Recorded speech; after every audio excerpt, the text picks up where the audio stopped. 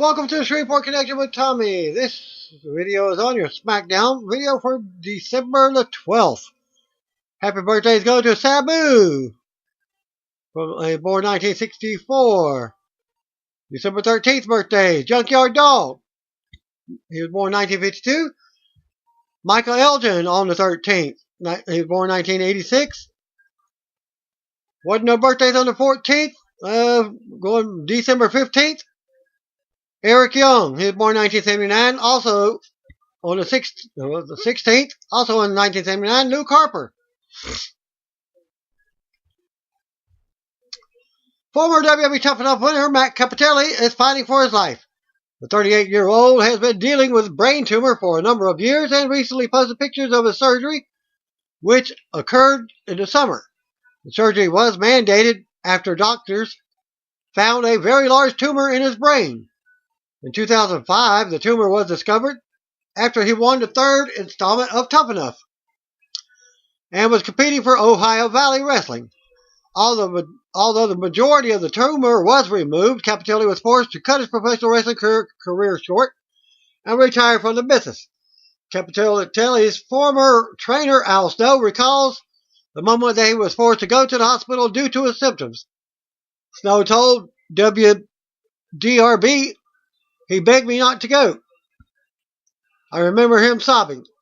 He didn't want the W opportunity to be taken away from him again." However, Capotelli admitted that complications could have been much more severe if he did not go that night.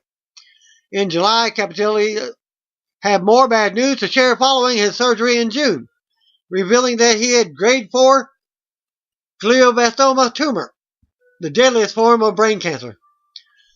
WDRB ran the story in a video. I did not get the link for that. On Capotelli's story, journey, stating that he is battling a form of cancer that has never been defeated. The remaining 10% of the tumor has not been removed.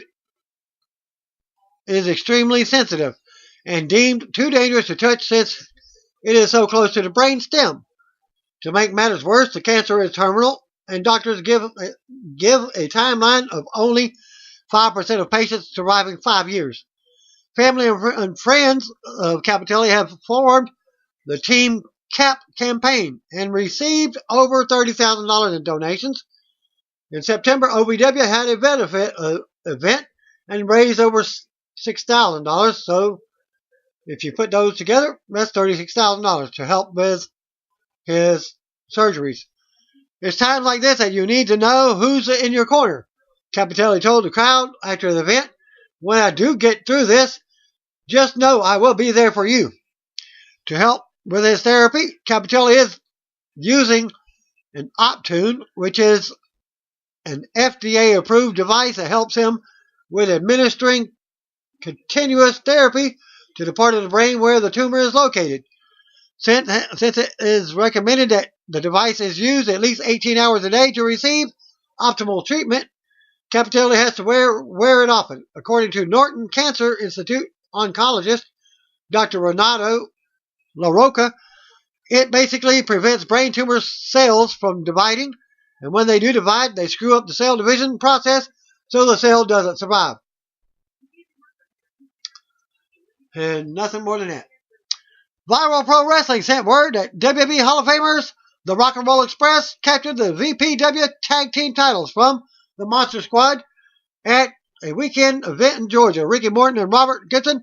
And I'll show you a picture of them with their new gold or silver belts.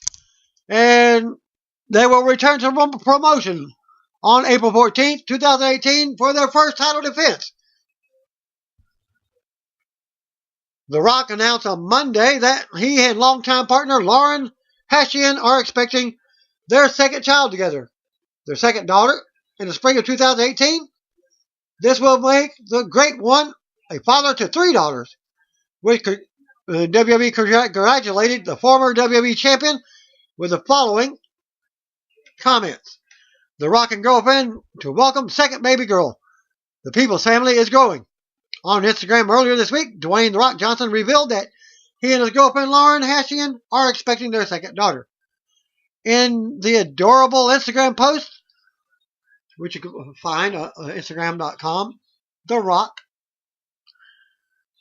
Dwayne and Lauren's first daughter, Jasmine Leah, poses under a Christmas tree with a sign that reads, "It's a girl, can't wait to be a big sister, and finally be the boss." At Lauren Hashian Official and I are boundlessly grateful for this blessing, and this spring we'll welcome our second baby, the great one added. Plus, Jazzy is excited to boss around and protect her little sis. And once again, Big Daddy is completely surrounded by beautiful estrogen and loving, powerful female mana. All girls, only dude. I wouldn't have it any other way. For former WWE superstar Darren Young will be using his real name on the Indies. He's currently being billed as Mr. No Days Off. Fred Rosser.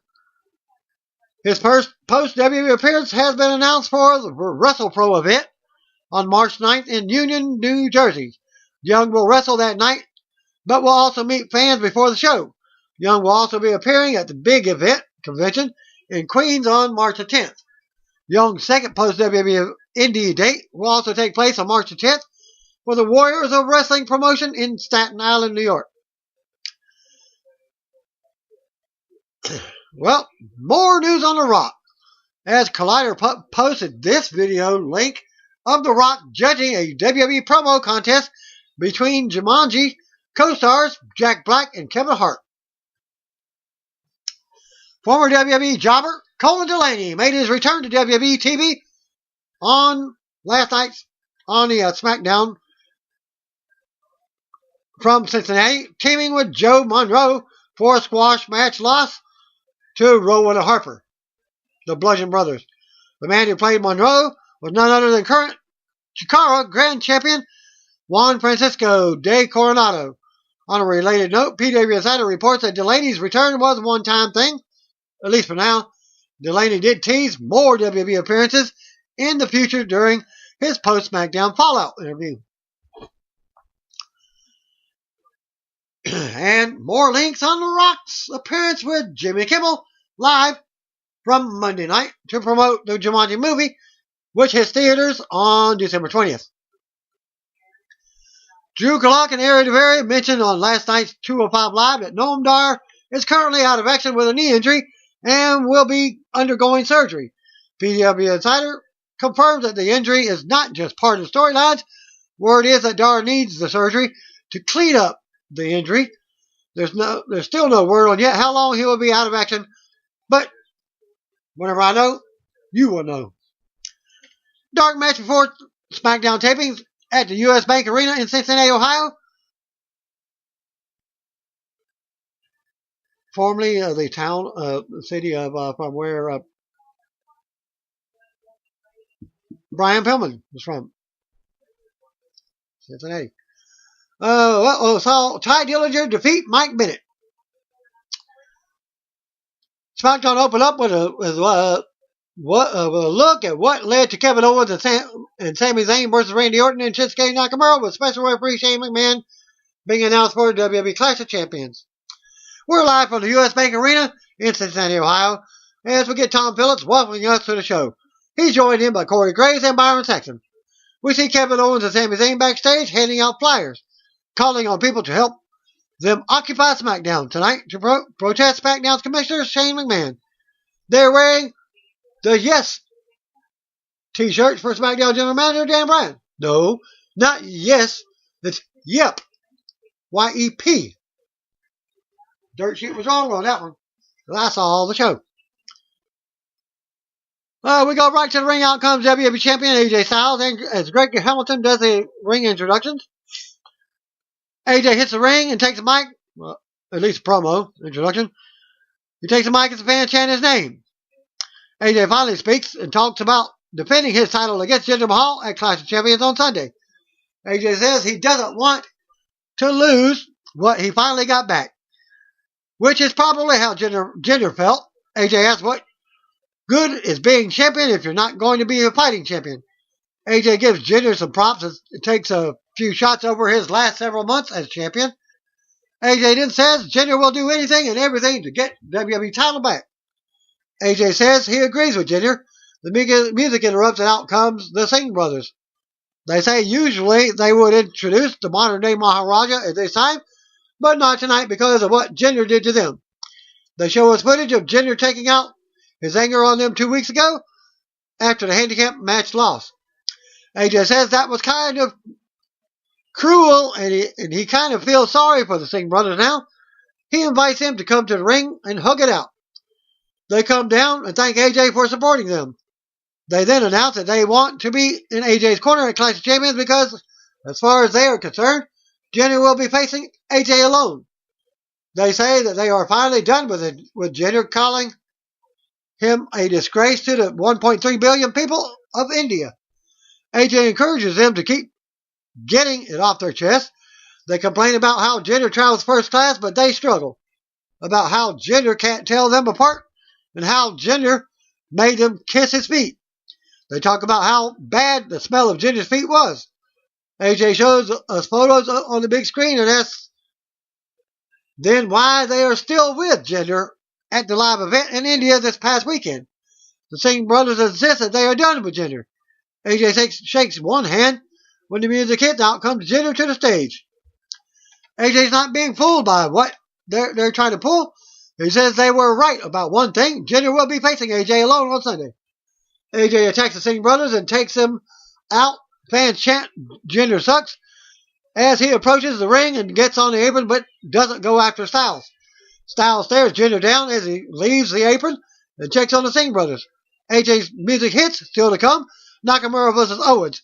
We see the Riot Squad walking backstage as Ruby Riot will face Charlotte Flair. We go to commercial. Charlotte Flair versus Ruby Riot. Back for the break. SmackDown Women's Champion Charlotte Flair was out for the non-title match. Ruby Riot waits in the ring as we see Liv Morgan and Sarah Logan at ringside. We get a video package on the Riot Squad from a few weeks on the main roster. Natalia's on commentary for this match. Back and forth to start the match. Riot with an early roll-up after Liv and Logan provide a distraction.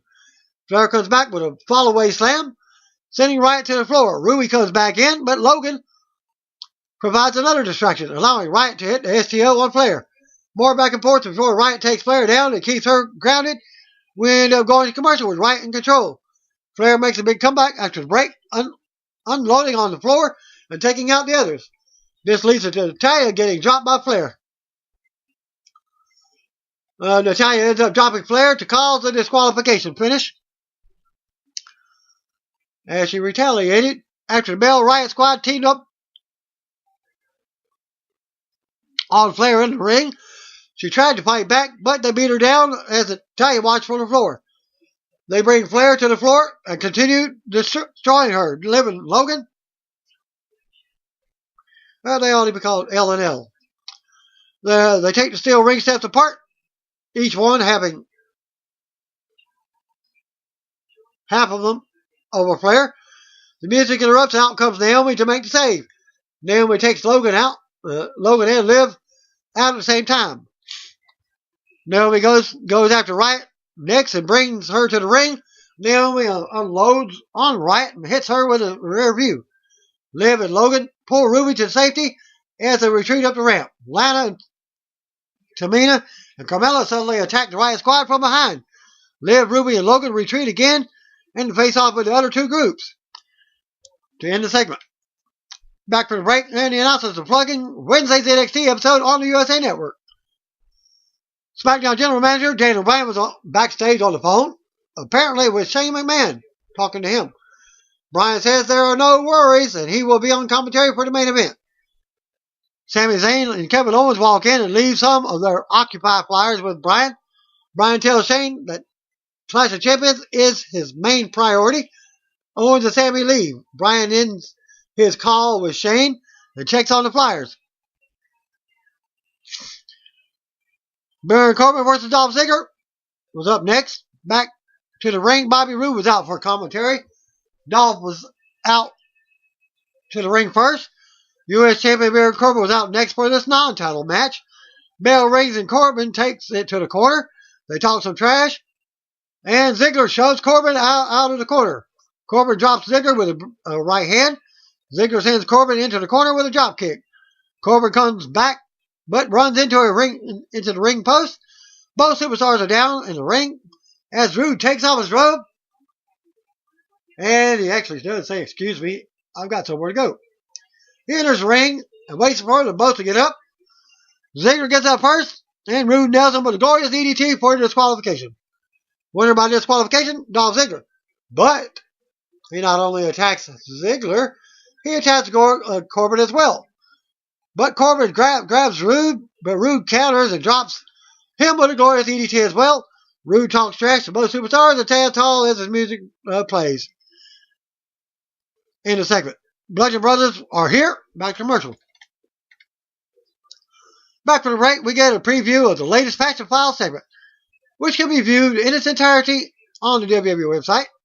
The announcers then announced Breezango versus Bludgeon Brothers for Sunday pay-per-view. The Bludgeon Brothers versus Colin Delaney and Joe Monroe. We go to the ring. Out comes Rowan and Harper. Former WWE jobber Colin Delaney waits with his partner, Joe Monroe. The bell starts and Rowan goes right to work, destroying for a second. Harper tags in and keeps up the assault for the easy win. They bring it back in the ring and end up hitting a double team for the squash win.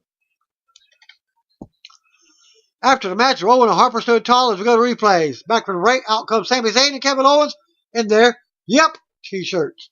Yes, the ones that I said to you about earlier. And they said that Daniel Bryan inspired them for the Yep shirt. Owens takes the mic and says, "The Yep movement has arrived." Sami says, "Energy in the arena is surreal right now.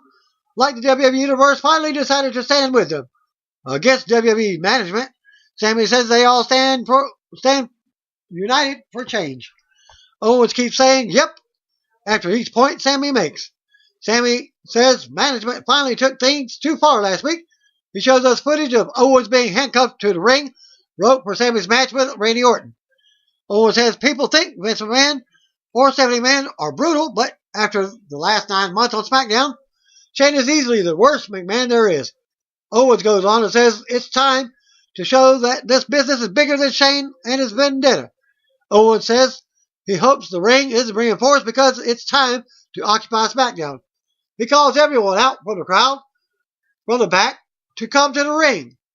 No one shows up. Daniel Bryan finally appears and just stares at him from the stage. Owens and Sami wave him down to the ring. Bryan's music hits and he does the Borgasm yes chants. That's all with the crowd. Owens calls Bryan the inspiration for the Yep movement. Sami says they thought thousands would come join them, but it's okay that only one man did because it's Mr. Daniel Bryan, the one who truly does occupy SmackDown. Bryan asks them what they're doing. Owens and Sami talk about how they are just like Bryan. Bryan says they are nothing like him, and this proves it. Bryan says the Yes movement was never about him. It was about the fans. Fans do the chant again. Sami and Owens rant more about how Shane is out to get them and ruin their careers. Bryan says he and Shane have an agreement that they will have each other's backs. Bryan recognizes Owens and Sami are incredibly talented. Bryan says he will make sure that the tag match on Sunday is fair, that Sami and Owens can prove they belong. Bryan says if they lose, there will be no excuses. Bryan trusts Shane will have his back like he always had his. Bryan announces that there will be a second special referee in the tag match, and that will be himself, Daniel Bryan. Bryan's music hits as fans pop. Sami and Owens seem happy with the news after Bryan exits the ring. And my prediction on that is we should see Daniel Bryan versus Shane McMahon in a future match. Possibly Daniel Bryan no longer SmackDown general manager, and we won't have a general manager. So the comment segment, the Usos versus Aiden English and Rusev. Back to commercial. As we come back from a commercial, due to wrong commentary as Rusev and Aiden English make their entrance. English sings about 12 days of Rusev. Day gets a pop, but the music interrupts and out comes SmackDown Tag Team Champions Usos for this non-title match. Usos talk trash until the music hits, and out come Chad Gable and Shelton Benjamin. Gable knocks the other teams and calls them all weak. Benjamin says nothing matters but Sunday because they're coming to collect the titles as King Kong doesn't have ish on them. They go on about winning the titles on Sunday before we return to commercial. Back from the break, and Rusev and English have control of the match. Rusev has Jay Uso stuck in a bear hug. Rusev breaks it and talks some trash to Jimmy Uso. Jay tries to make a comeback and drops Rusev. Jimmy tags in at the same time.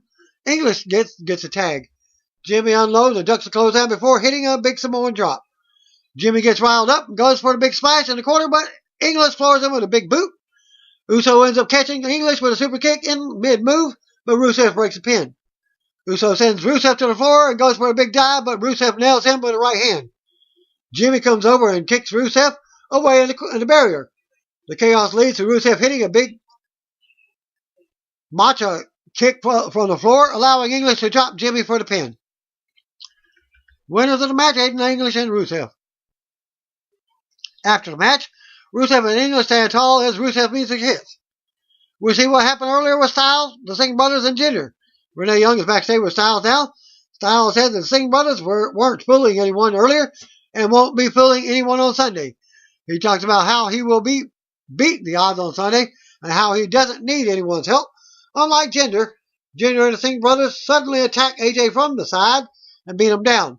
Jinder grabs AJ and tells him he will not be beating the odds on Sunday. Jinder then shoves AJ back to the floor as they leave laying. Still to come, Owens versus Nakamura. Back to commercial. Back from the break, we got and the announcers go over WWE Classic Champions card for Sunday. We go to the ring as Randy Orton is introduced first. Shinsuke Nakamura was out next. Renee Young waits in the ring and asks if both Bryan and Shane being special referees for Sunday will be conflicting. Fan chant for Nakamura. Orton says he can't speak for the motives of Shane and Bryan, but he can speak for himself. And he doesn't like Owens or Sammy because they're obnoxious and entitled. Orton says he and Nakamura will do everyone a favor on Sunday when they make sure those two idiots lose their jobs. Renee asks Nakamura if he agrees. Nakamura says, yep. And Renee thanks him. Nakamura's music hits as we go to commercial. Back from the break, and we get Cedric Alexander versus Ari DeMario with the announcement 205 Live. Shinsuke Nakamura versus Kevin Owens. We go to the ring, and Daniel Bryan is on commentary. The music hits, out comes Kevin Owens with Sami Zayn. Nakamura and Orton wait for them in the ring. The bell rings, and Owens talks some trash about Orton as he takes his time leaving the ring. Owens drops Nakamura first, and he beats him around the ring. Well, my feed actually went buffering. And by the time it came on, back up, it was an hour and a half when I woke up. So I didn't get to see the end of SmackDown. Well, Owens got with a headlock on Nakamura while talking trash to Orton. Nakamura fall up and out as Sammy looked on from ringside. Owens knees Nakamura and drops him again. Owens yells at Nakamura about being the man. Nakamura fights back again, but Owens comes right back. Nakamura delivers a kick to the face. Owens avoids the kick and rolls to the floor for a breather. Nakamura follows, but Owens rams him into the apron a few times. Owens rolls Nakamura back into the ring, hits the senton for a 2 count. Owens with another headlock. Nakamura fights out of another hole, but Owens slams him back to the mat by his hair. Owens with more offense and a 2 count as he continues to dominate the match. Owens unloads in the corner as Nakamura counters and delivers a running knee to the gut in the corner. Nakamura with forearms in the corner now. Nakamura positions Owens on the top and goes for the high knee, but Owens moves and Nakamura hits the turnbuckle. Owens pulls Nakamura to the floor and launches him into the barrier. We got a commercial with Nakamura down.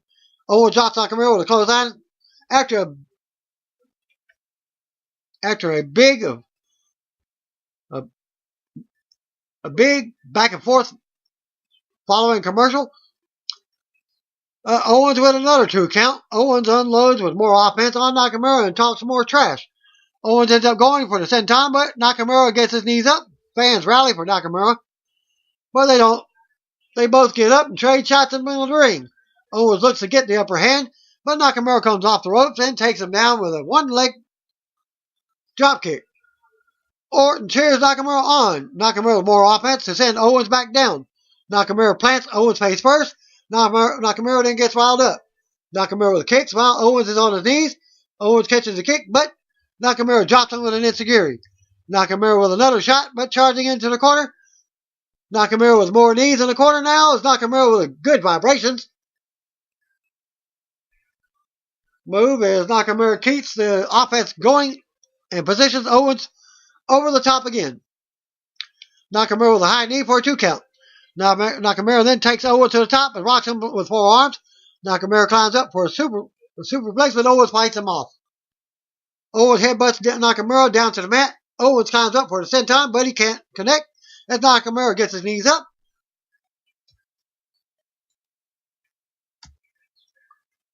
Owens blocks the reverse exploder suplex. Owens accidentally knocks the referee down.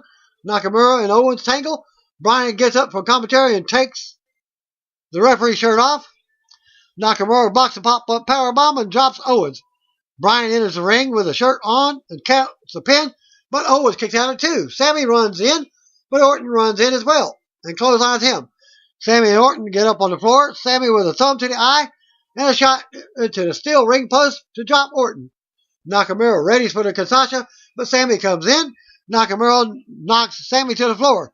Owens takes advantage and hits a pop-up powerbomb on Nakamura for the pin as Bryan counts the pinfall. 1, 2, 3. After the match, Sammy and Owens celebrate up the ramp as Orton checks on Nakamura. Bryan looks on as Sammy and Owens taunt their Clash of Champions opponents.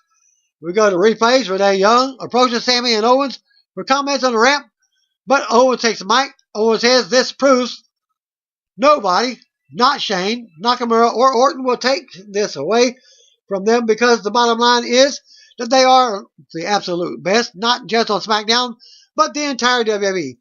Owens tries to get the yep chant going before his music hits. Owens and Sammy continue celebrating as we go to more replays. SmackDown goes off the air with Sammy and Owens running their mouths to Nakamura and Orton.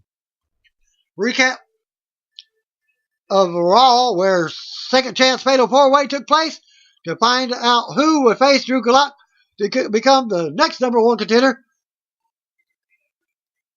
And Cedric Alexander would go on to win the match. As we get 205 live show, Vic Joseph and Nigel McGuinness welcome us to the show as they preview Kalisto versus Jack Gallagher, which will take place later on. Ari Daivari with Drew Gulak in the corner versus Cedric Alexander. Can be found in this link. Gulak jumps on the mic before the match to get started and hypes his upcoming match against Cedric Alexander. Gulak fully expects to win, and he will go on to face his mentor, Enzo Amore. He then pumps up Daivari and calls Alexander a Grinch for stealing his opportunity.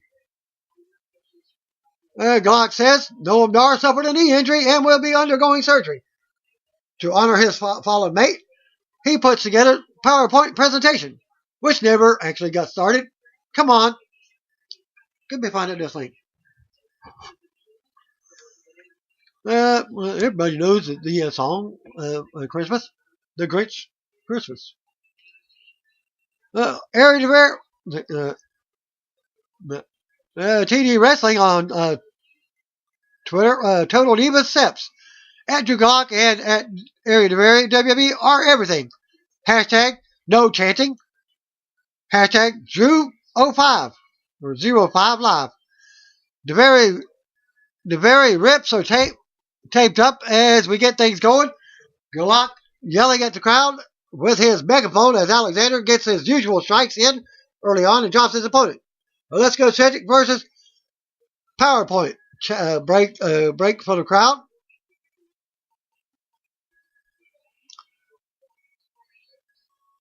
Alexander with some big chops gets tossed out to the apron. Springboards in. DeVere dodges out to the floor. Alexander goes to the ropes for a big leap. But Gulak halts him and tells him to stay off the top rope. DeVere runs in from behind and strikes, stomping away at his opponent. Alexander then gets tossed to the floor with the ref distracted. Gulak with a big clothesline to lay out Alexander. Action back in the ring. DeVere with a bulldog. Quick pin. 2 count. Let me find this link. Highlights. And at Total Diva Steps, all aboard the at Drew Gulak train. Hashtag Drewtopia. Alexander drops DeVere in the corner. Gets on the apron. Huge kick to the face. Springboard clothesline. Pin. 2 count. Alexander looking for the lumbar check. Gets stopped twice. Big elbow by Alexander. Handspring spinning kick. Gets caught in midair and spine busted by DeVere.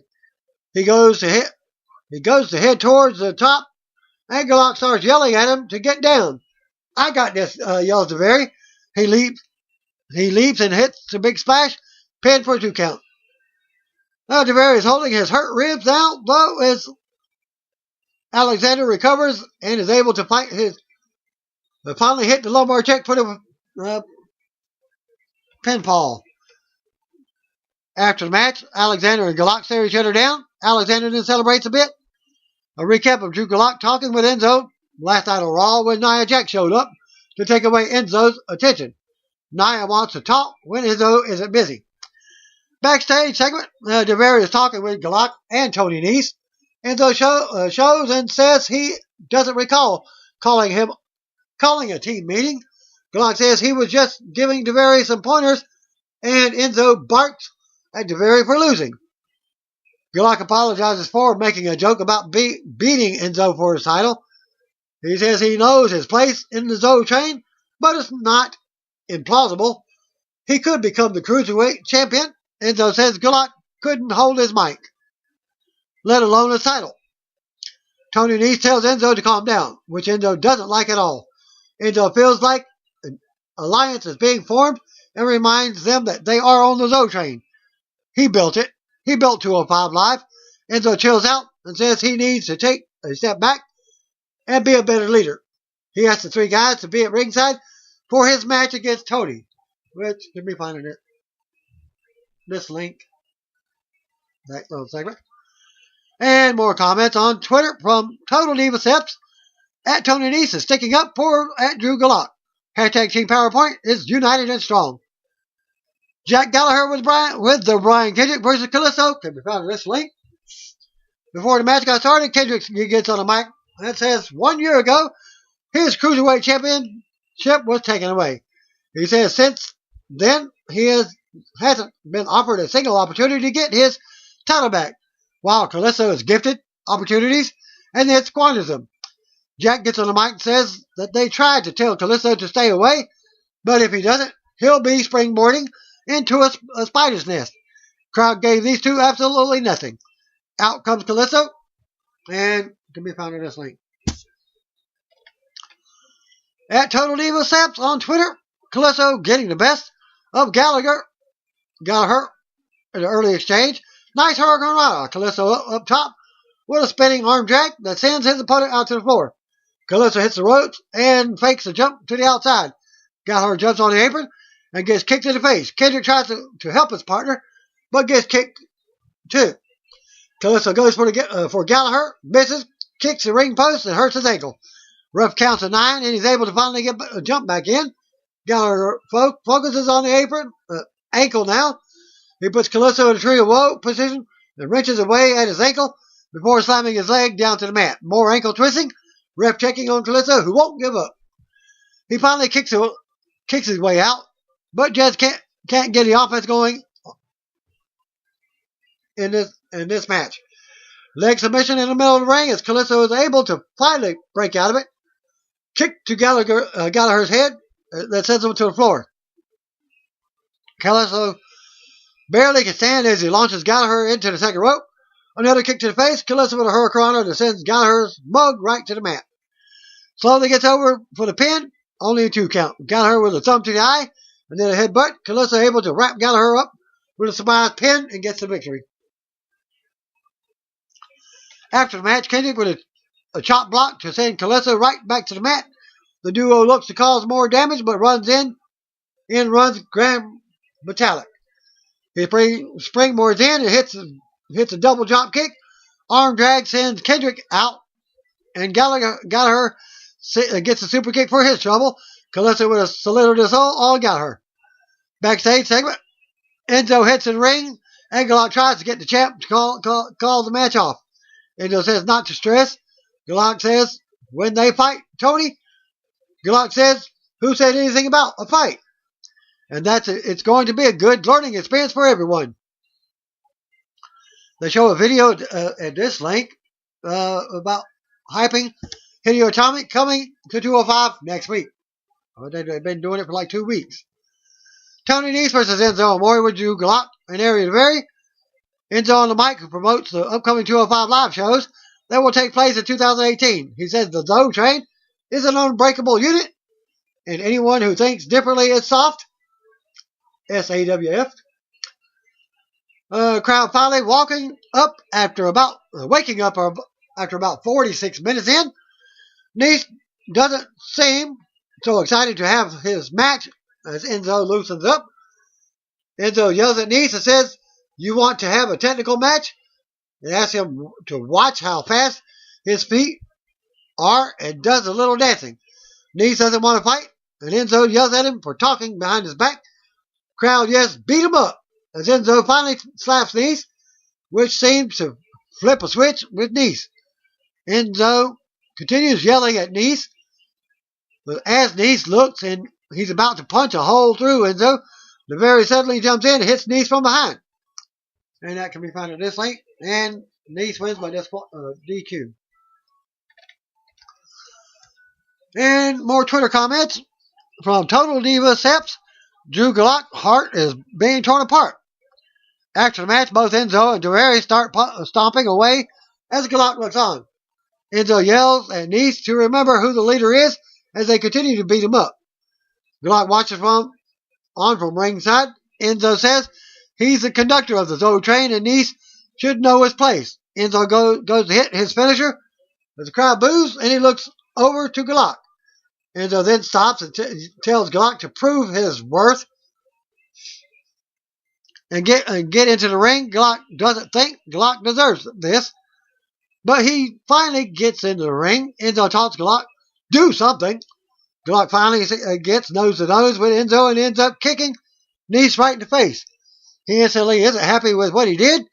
Enzo wants more as Galak beats up Nese. Crowd getting restless with this is boring chant, and yet they are reacting more to this segment than any other one in the show. Enzo finally hits his finisher to close out the match, or the segment, as Galak continues to pout, and you can find in this link.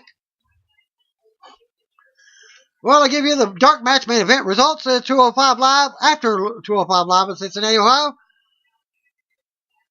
Saw WWE Champion AJ Styles retain over Jinder Mahal. Jinder and Styles will do battle next at Sunday's Clash of Champions pay-per-view. And they've been doing dark matches for about a month now. Well, thanks again. See you on our bin. If you don't know, just call me, brothers and sisters.